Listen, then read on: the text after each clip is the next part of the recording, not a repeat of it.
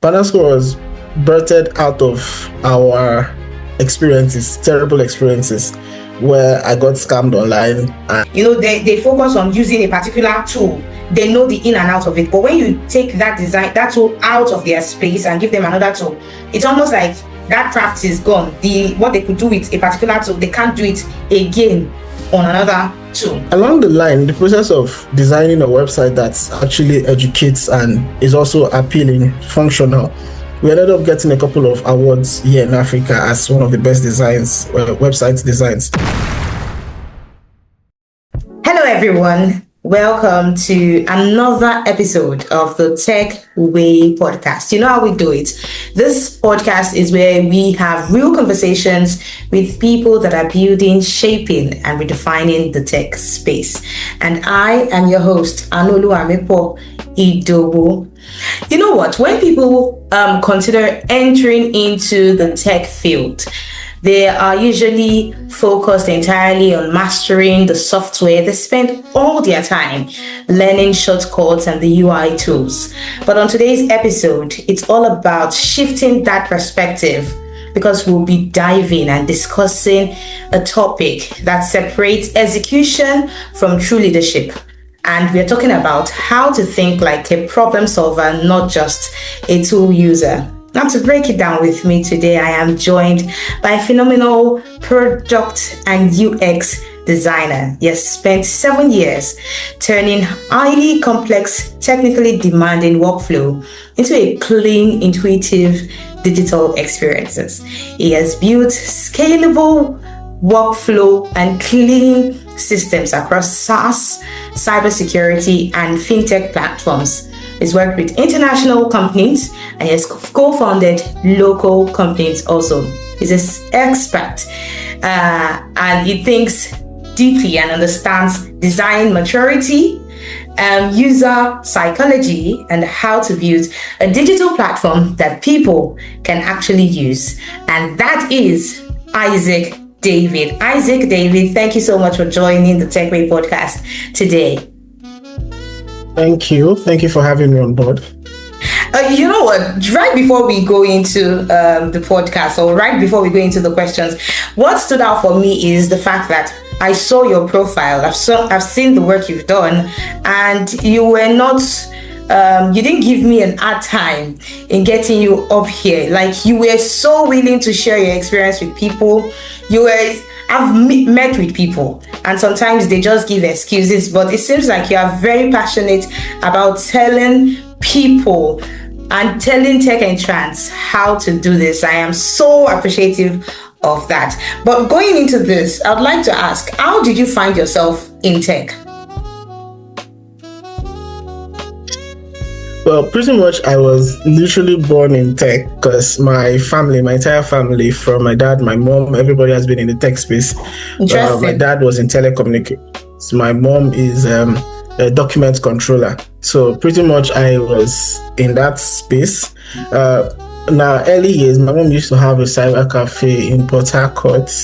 So I was literally always around there. So I did my first designs. I think I was pretty young, in primary school or thereabouts, where I did my first design. Then we were using Corel Draw. I got introduced to Adobe Photoshop, and over the years we started building and getting hands-on experience in real time. Wow, interesting. So it's some people say, "Oh, I learned it somewhere, I did this," but you were just born into tech. It's real. We don't find them often. So it seems like we are speaking to a rare breed today. Nice, interesting. Okay, so looking back at the past 7 years plus in product design, was there a specific moment or a particular project early on where you realized that just knowing how to use Figma wasn't going to be enough to make you a great designer? I think this is something I learned pretty early. Mm-hmm. There's this philosophy I've always had that just because I can doesn't mean I should. So, you see, having a beautiful screen does not necessarily mean that it's automatically solves the problem. Okay. Yes, sir. So early on in my career, I felt that, okay, then we were using Adobe XD before we transitioned to Figma. I felt that, okay, learning how to use these tools was going to make me a great designer. But over time, as I started doing some courses online, interacting with people, I started working on real products with real users, real constraints, and real business goals. So I watched designs that I was proud of fail because it didn't actually solve the right problem. It solved the wrong problem. That was the moment it then clicked for me that Figma basically was Figma, Adobe XD, and what have you was basically just a tool. The real work is actually understanding the people, asking better questions, making decisions that actually create value. So once I got to understand all of this, it made my entire approach to design change. So it was at that point understanding that, see, having a very beautiful design doesn't mean it's functional or automatically it solves the problem. Okay, great. Thank you so much. I really get that. So I'm going on to the next one. You led Pandascrow. I'm hoping I'm pronouncing that. It's pronounced Pandascrow. Pandascrow. You led It's Pandascrow. a fusion of Panda and Scroll. Cool, very cool. The UX research, you led that and you built it from the ground up. So how did stepping into the shoes of a founder change how you looked at design? Did it make you realize how design impacts business survival? Yes, a whole lot. It's made the whole approach to designing completely different. So most designers start up as designers. We work for somebody. We help bring someone's idea into reality. But now Pandascrow was birthed out of our experiences, terrible experiences, where I got scammed online and I decided, I and a friend of mine, we came together, just normal conversations we had, and then we came up with a solution on how we can prevent this from happening. He's a full stack developer, I'm a product designer. So we just created a creative solution. And now, being a co-founder, I understand the business goal more like in depth. I have more insights in this. And this helped me shape everything. The research, what we needed to do, competition. And at that point in time, escrow wasn't known by a lot of people. So we had to take a lot of time educating people. And that also affected the design because if I do a design that basically just, okay, this is Pandascrow, you use it like this.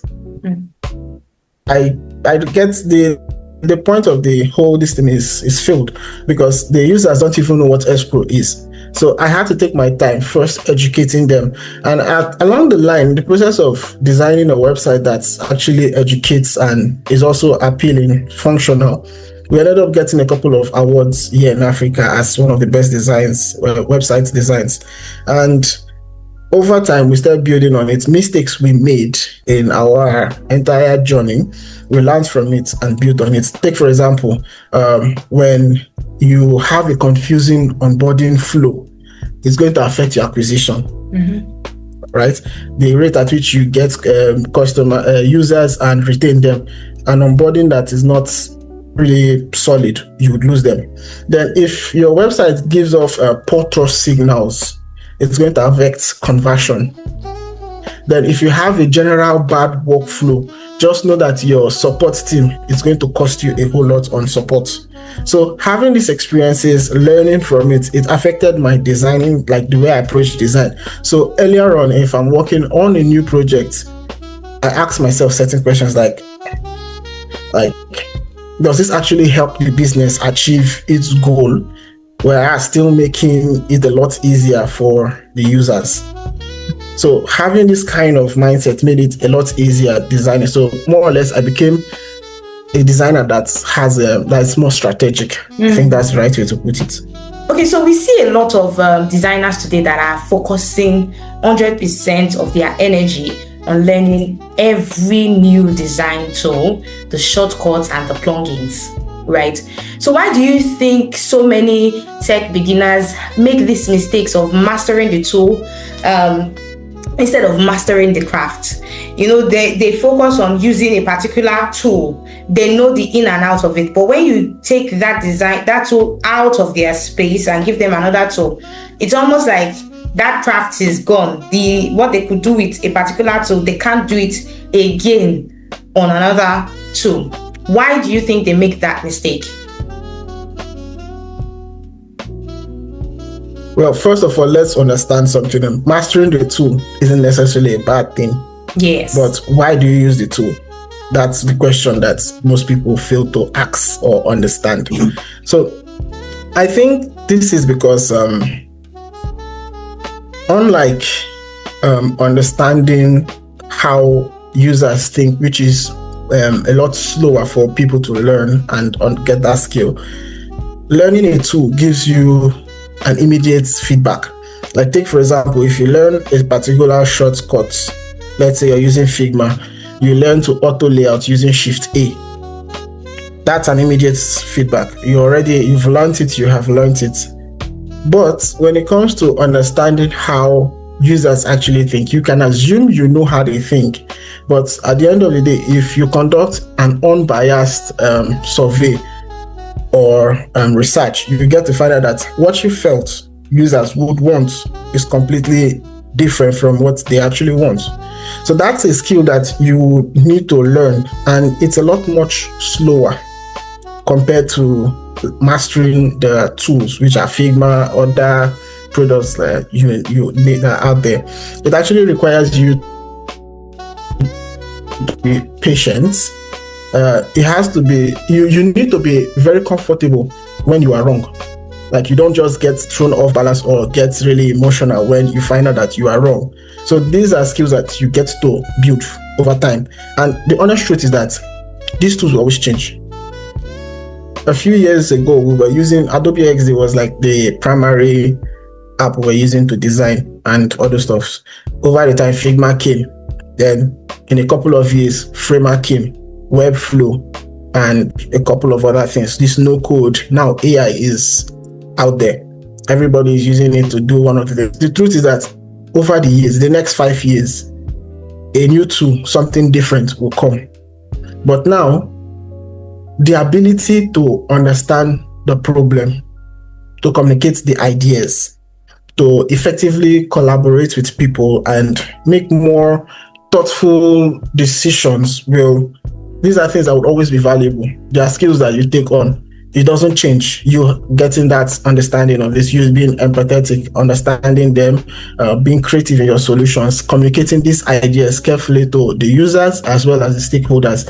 These are useful skills that you need as a designer. Those things will not change. The next 2 years, the next 5 years, we might end up not using Figma anymore to design. We might probably be using AI where we just prompt it, I want this to do like that, and boom, it's out there. So this is what separates designers who stay relevant and those who don't.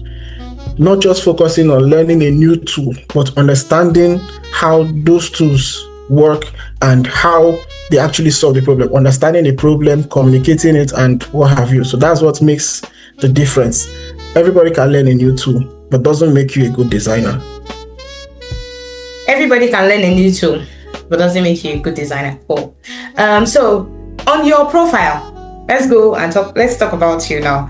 On your profile, you said you specialize in turning complex into intuitive experiences. Let me take that again. Said turning complex system into intuitive experiences. And when a complex system lands on your table, where does your brain go to, or what does your brain do? Or even before you open Figma or you open any of your tools and start to draw or bring to life a single screen?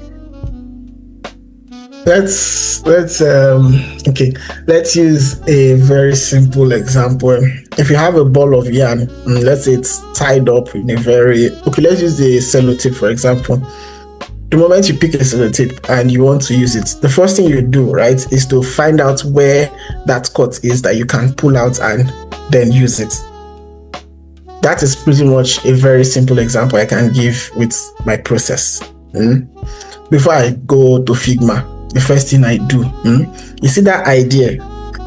Sometimes you might meet a client who all he wants to do is to tell, like, he just wants you to move your phone from point A to point B, right? But the way he explains it might be a very long, confusing story that he wants you to stand up, move to Toronto, come back to Nigeria, then the phone, like, basically it's confusing. Sometimes it could be a very complicated process, like an AI platform that would bring out other AIs, come together, come with a creative solution, and then you have to do all of that and still make it as simple as possible for the everyday user, the tech savvy ones and the not so tech savvy ones. So I need to first understand this deeply, the problem very well. So in order to understand it, I ask questions like, what am I actually solving? Like, what the whole thing he's saying or she's saying or the PROD is giving me, what is the point? Who is affected by this, right? So what exactly is causing this problem?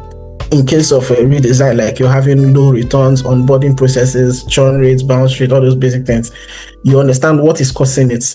Then I ask myself, like, what does success look like? Like, what does me achieving the actual desired outcome, what does it feel like and what does it look like? Are we actually solving the right problem, or we're looking to solve the wrong problem? Like, take for example, I worked on a project where the stakeholders wanted me to, they were having an onboarding issue where people were leaving quite early before even getting to the main product. And they felt like it was because the questions they were asking them were complicated. But when you look at the questions, they are quite simple. Your basic information. Then for compliance purposes, provide 1 or 2 documents for compliance. And then they wanted me to remove the compliance aspect of it. It's as simple as that. I could remove it, but now your business will suffer. You might end up having legal issues. So I told the stakeholders to hold on first before we jump into solving that problem first. Let's first hear from the actual users what exactly is the problem. So we conducted a couple of surveys and interview sessions with them, and one thing kept on reoccurring. They kept saying that the whole process was boring and tedious. They just want to jump straight in, know what is going on, and do what they need to do and get out. It's a very simple thing, right? So now, how do we make the entire onboarding process less boring? So the one thing we did was that we made it into steps. Now, instead of carrying the entire form and everything and just dumping it on the user face, we broke it down into steps.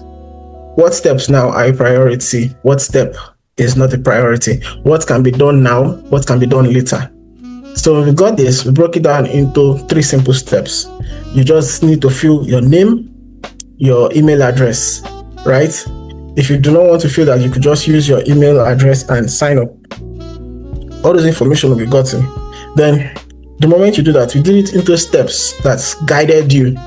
Then a more personalized information, like basically, okay, are you a design? I'm giving an instance. Are you a designer? Are you a businessman? Or are you using this just for fun? So giving them that ability to just choose a personalized view, like, okay, I want to use it for business. So now the entire system will now have to position itself in a way that is suitable for a businessman. I didn't design anything different. It's the same thing I'm designing. The only difference was that it becomes more personalized to the kind of person. So now already that gives you that sense of familiarity. Okay, I feel that the basic information I need as a businessman is here. So in order for you now to complete the next step and to be in line with compliance, I then requested that, okay, to proceed with this, you have to provide this. Now they have gotten on board. I have converted. You have seen the products, and if for whatever reasons you see along the line that, oh yeah, what I need is actually here, but for me to do this, this is why. Clearly explain to me why I need to provide this. Why leave? So in that short process now, I did not remove or eliminate anything, but simply just made the entire process more personalized and interactive for them. So we ended up meeting the business goals while still retaining existing flow, just basically repurposing and redesigning. So that's why, that's how basically I convert that complex process into something more streamlined and simple. So your initial thought is, what problem am I solving with this? Exactly. Understand the problem first. Understand before even scripting anything or even drafting anything for the clients. Interesting. I like that, because it makes people understand that it's not just about the commerce aspect of it all. It's more about the users being heard and being recognized, because they are actually the one that is using this app that converts into the financial resources. Interesting. You've worked with, like we all know, you are a co-founder at Pandascrow, and you've worked with, which is locally recognized or internationally recognized also, and you've also worked with CyberShield in the US. And when it comes to being a true problem solver, do you think that in the tech ecosystem, the change in problems and the solution is different by the geographical locations? Okay, because let me give an example. The problem, do you think that the same solution that can be applied to Nigerians here in Nigeria is the same solutions we can also apply to users in the US or in the UK? Is there a different approach to it?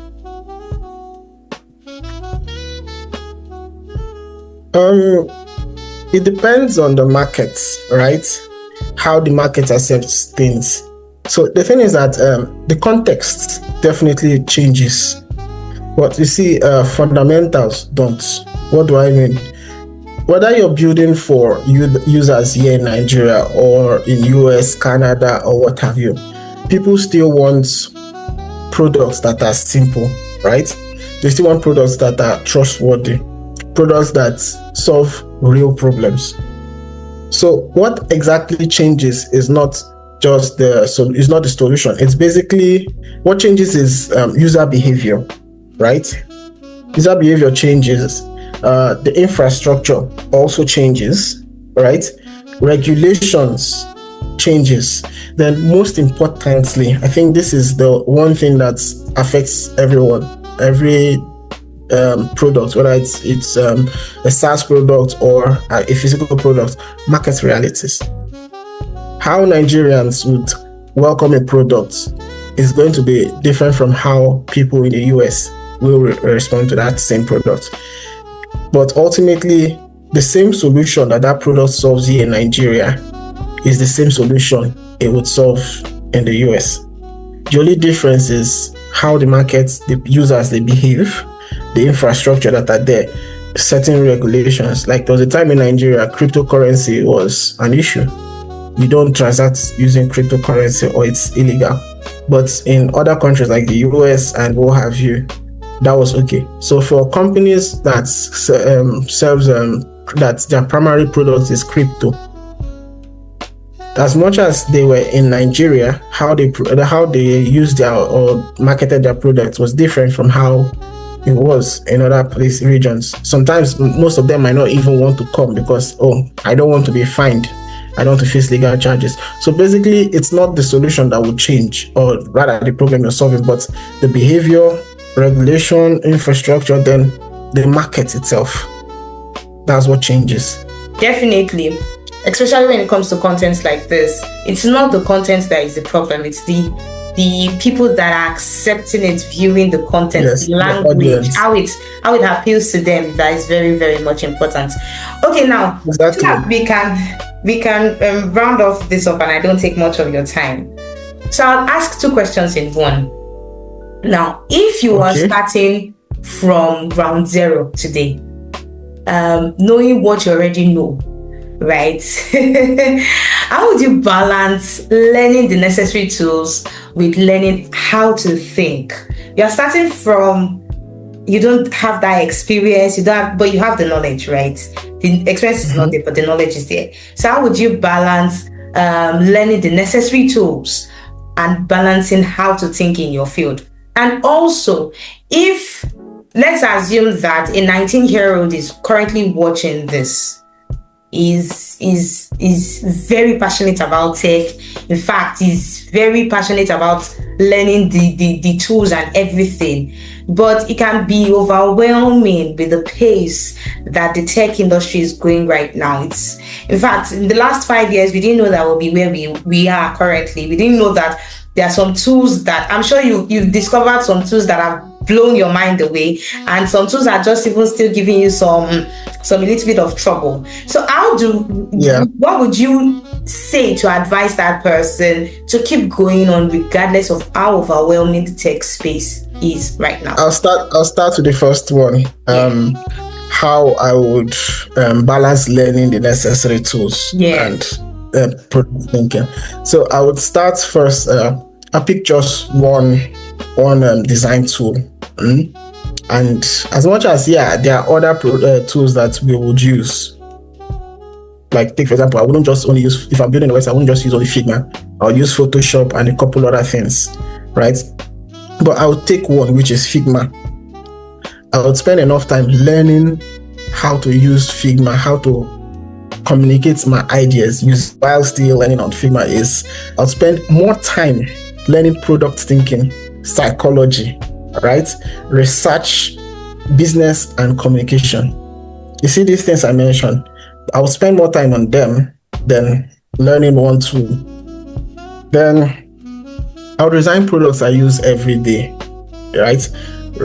Read other people, their case studies, understand how they do it, talk to the users, practice explaining my decisions, right? Because definitely as a designer, you would need to explain why you made certain decisions on a design to stakeholders as well as developers, help them understand it. Then the goal basically is not to be the fastest person when it comes to using Figma, right? The goal is become the person that is consistent in solving the right problems. Then for the second part, what I'll tell a 19-year-old, this is one thing I would say that you should do more frequently, right? Pick one real problem and solve it. Don't wait until you get hired, right? Find something around you that actually frustrates people. Talk to those people. Understand why it happens, right? And then design a solution. Another thing you need to do for every solution every problem you design a solution, document your thinking, not just focus on how many screens or the final screen. Document these things, understand it. This would help you build a portfolio for starters. Employers will definitely teach, or most employers, they can teach you or teach someone a new tool in a few weeks, right? But it's much harder to teach someone how to think critically. You understand? So when you solve problems, you actually build critical thinking skills when you ask the right questions, real problems. First, I mentioned how Pandascrow, from something that frustrated me, a problem that I experienced, I and my friend, we did research, found out it was a common problem. People got scammed online. What I ordered versus what I got was very common. I ordered, I never received. It was trending. And it was around that time that Pandascrow was bettered. From a simple problem we asked questions, solved the solution, or solved that problem, and ended up starting a business. At that point, you'd find out that you get real-time skills. And eventually, when you are set, one common thing they always ask us designers whenever you look for a job, your portfolio. If you bring a portfolio where you're focused only on giving the finished products, designs, a couple of persons might find that attractive. But people that actually solve real problems, like bigger companies that pays you more, they want to know, how do you think? How do you solve it? Are you just a button pusher or a critical thinker? So those are things that I would tell someone that is coming into the space. Build your problem and your problem solving skills, critical thinking skills, communication skills. Then you can make any move you want to do next. Thank you so much, Isaac. Thank you so much for your time. Thank you so much for coming here on the Tech Way podcast. Okay, so that's it for the Tech Way podcast and this episode. I'm sure that if you listen closely, you would realize that we are not just thinking about the problem. We are not just thinking about the tools. We are thinking as a problem solver. And Isaac indeed has given us experiences where problem solving actually won the way. Okay, we have come to the end of this episode today. I will be seeing you on another episode. It's still the Tech Way podcast. If you have not liked, please like this episode, share, subscribe to our YouTube channel, and tell somebody about this. Tell somebody that you know that needs this. Tell them about this. Until next time, I remain your host, Anolu Amepo Idowu. Bye-bye.